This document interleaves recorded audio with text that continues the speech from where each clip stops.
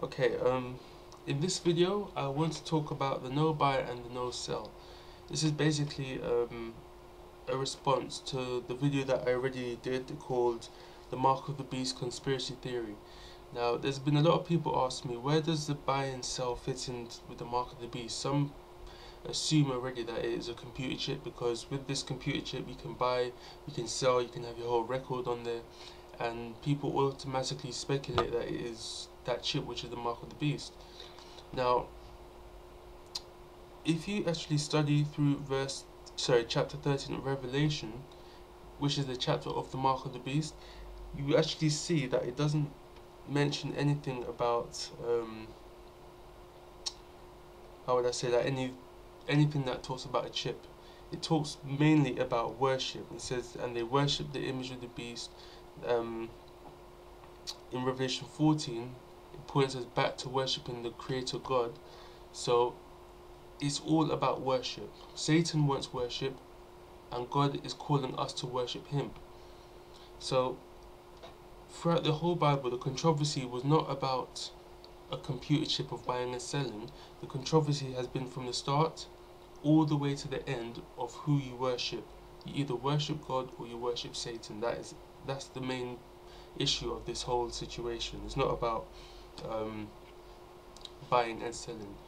But I must say that the buying and selling has a very, very vital and important role in this, and I just want to show you how important it is in the book of Daniel. But before I start, Daniel and Revelation, they are one book. If you study in the book of Daniel, a portion of the book of Daniel was sealed, and in Revelation, that portion was revealed. So these two are one book. It's like a part 1 and a part 2. Like Daniel is part 1 and Revelation is part 2, but they both agree with each other. Now, to understand the buy and no sell, I'm going to read from Daniel chapter 3. But you can read.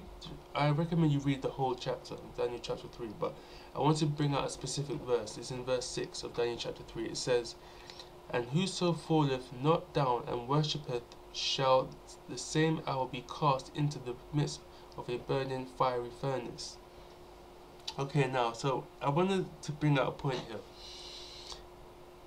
Who doesn't bow down will be cast into the fiery furnace, and who bows down will not be. So right here you can see benefits. If you bow down, you get to keep your life. That's a benefit. You get to carry on the way you was living. That's another benefit.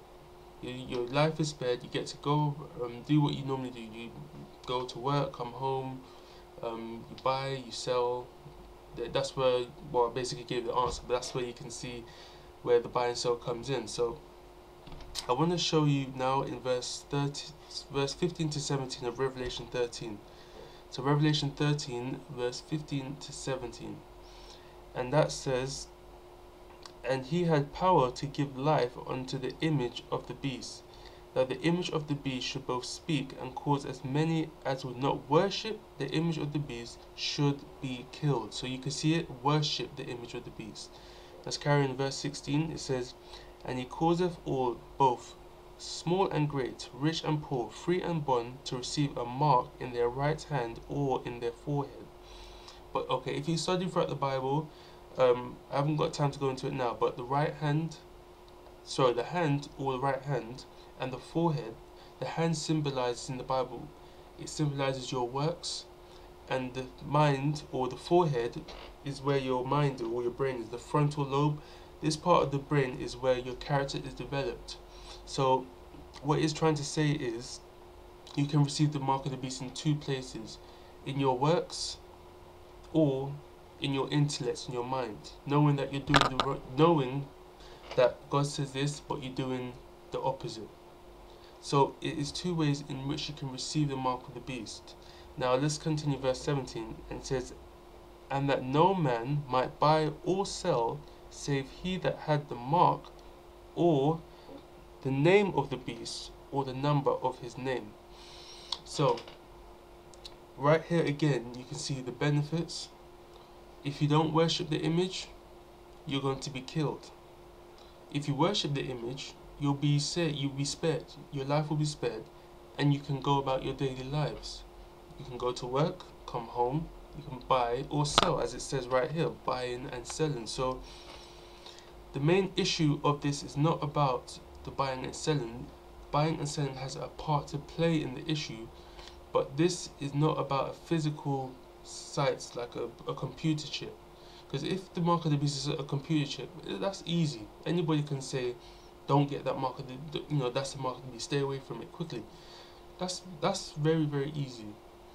But that's the whole method of deception. Because Satan wants praise and worship, but he has brought about all these speculations to kind of hide away what really is the main issue, and that's why people have come up with this idea that the mark of the beast is a computer chip, when it has to do with who you worship. Now, I want to bring out a verse. It's in James chapter 4, verse 13 and 14, and this kind of explains, like the Bible interprets. This is interpreting what the mark of, this is interpreting what buying and selling is. So James chapter 4 verse 13 and 14 says, "Go to now, ye that say today or tomorrow we will go into such a city and continue there a year, and buy and sell and get gain." Now you can see you're basically buying and selling, getting gain, so you're living your life.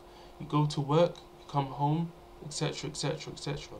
But when you're getting gain, it's like, for example, you getting a yearly salary or whatever it is, but you are living your life. That's what when it says to buy and sell, you're living your life. But this currently says, "Whereas you know not what shall be on the morrow, for what is your life? It is even a vapor that appeareth for a little time, and then vanisheth away." So he's talking about life. You go to work, you come home, but at the end of it, it's just life. So this is what I want to bring out a point now. These are the people who will not receive the mark of the beast. So if we are saying that the chip is the mark of the beast, this verse is telling us who will not receive the mark of the beast. So we need to understand, does this have an opposite of not receiving the chip, which people say is the mark of the beast?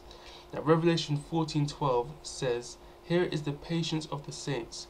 Here are they that keep the commandments of God and have the faith of Jesus Christ." Now I cannot see an opposite of, if you have the mark of the beast, you have a computer chip in your right hand, and those who do not have the mark of the beast keep the commandments of God and have the faith of Jesus. That doesn't make any sense. So it is about who you worship. And Romans, I believe is in chapter 6, says, "You are of your servants, whoever you obey, whether it be righteousness unto life or sin unto death, but you are a servant of whom which you obey." So it's two ways, Satan or God, mark of the beast or the seal of God.